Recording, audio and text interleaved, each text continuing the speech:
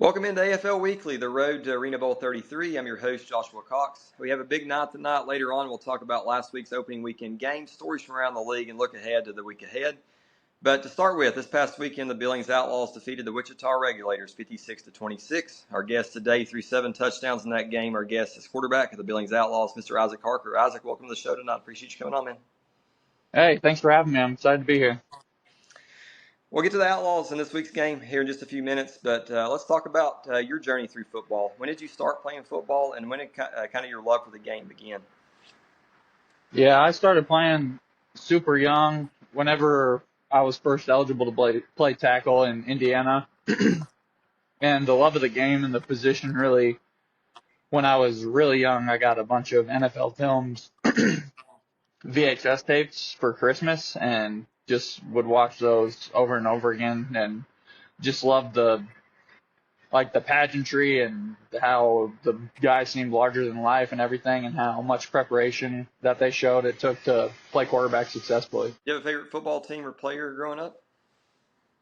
Definitely Drew Brees. So I was a big Saints guy once he got there, I think in '05. So from then on, I was a pretty big Saints guy. Coming out of high school, tell us a little about your recruitment process and choosing to go to Indiana State. What was that kind of like? Yeah, so coming out of high school, I didn't have any offers to play anywhere. I had a couple roster spot offers from like Ivies and teams that don't give academic or athletic scholarships. So it was kind of between Yale and Indiana State, and then walking on in Minnesota. And I chose to be a preferred walk-on at Indiana State just because I liked the offense, and the offensive coordinator, Brian Shepard, was really in-depth with everything. So it seemed like a place where I could grow as a player. What was your time like there? Tell us a little about your career at Indiana State.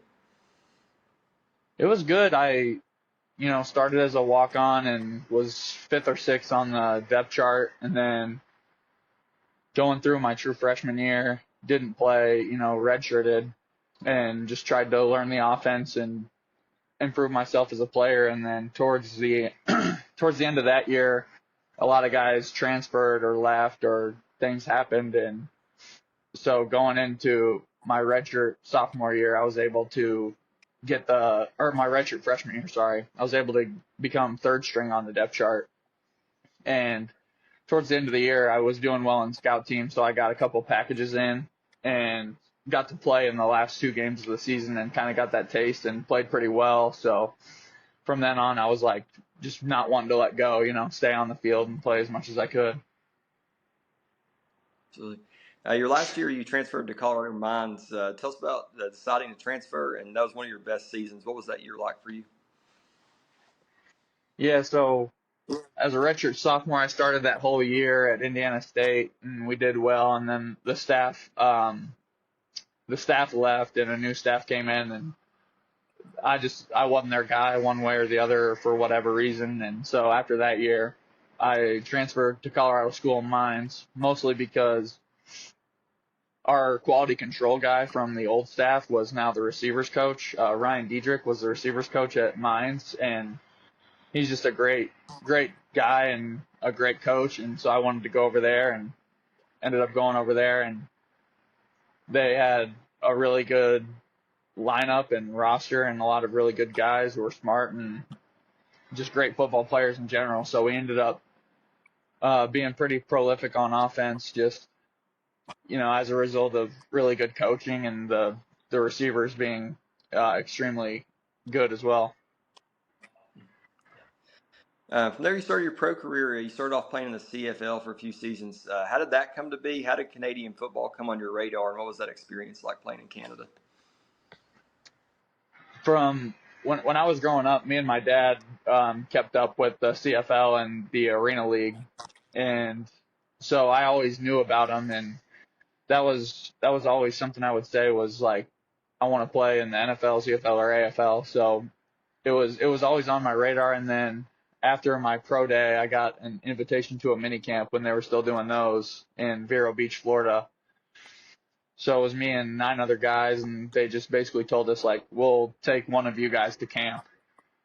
And I ended up playing pretty well during the 2 days there, and So then you get invited to camp, and you're now one of 6 guys at the camp, and they're going to keep 3, So it was always an uphill battle, but it was just trying to let everything go and just play football and play your game, because you might as well, because the odds are stacked against you. So just go out and fire it around. Now we'll move on to the Outlaws. How did that situation come on your radar with the Outlaws, and what led to that decision to sign with Billings?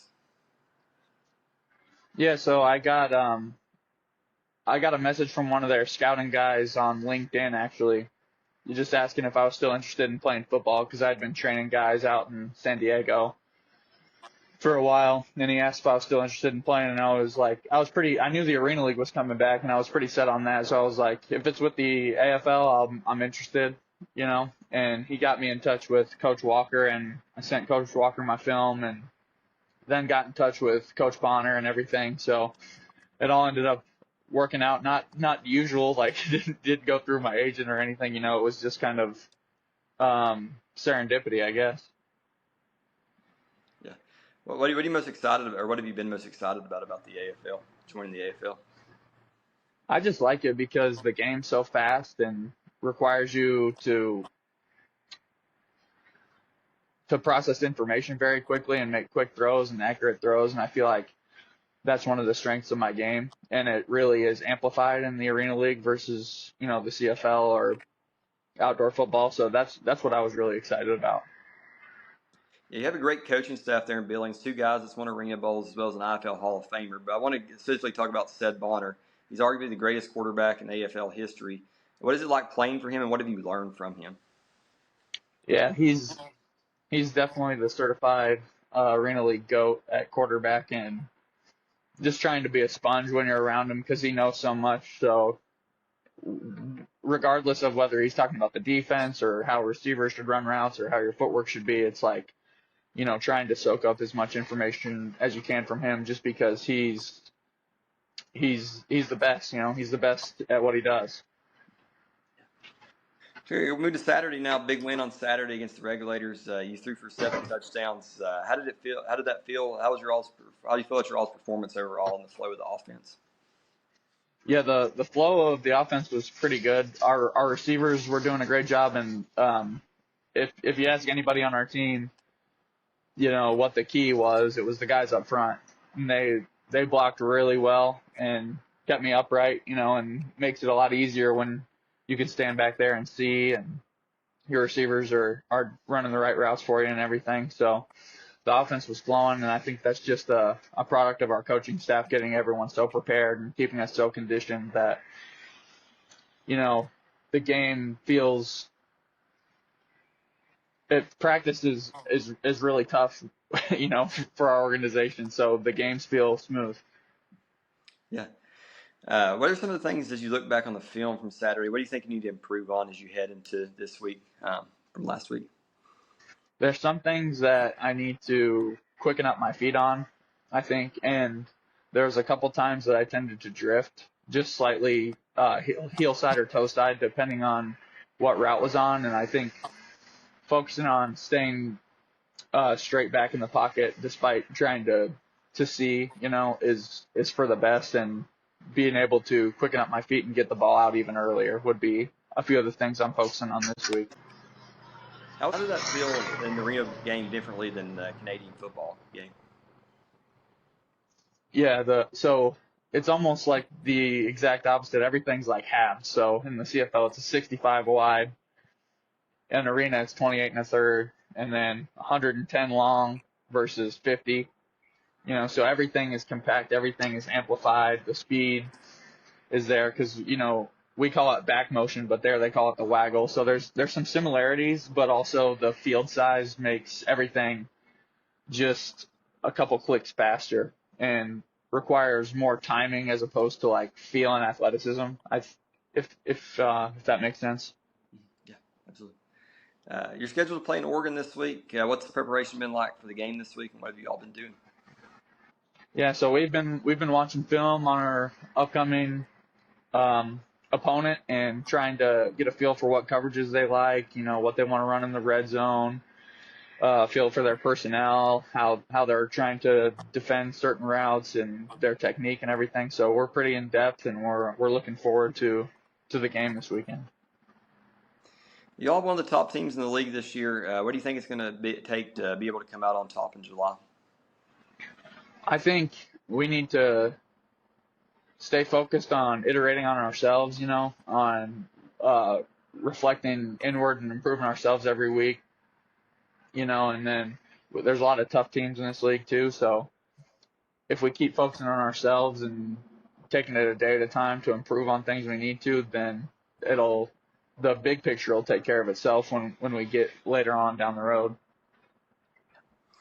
If you had to choose, who's an NFL quarterback, past or present, that you mimic your game after? I don't.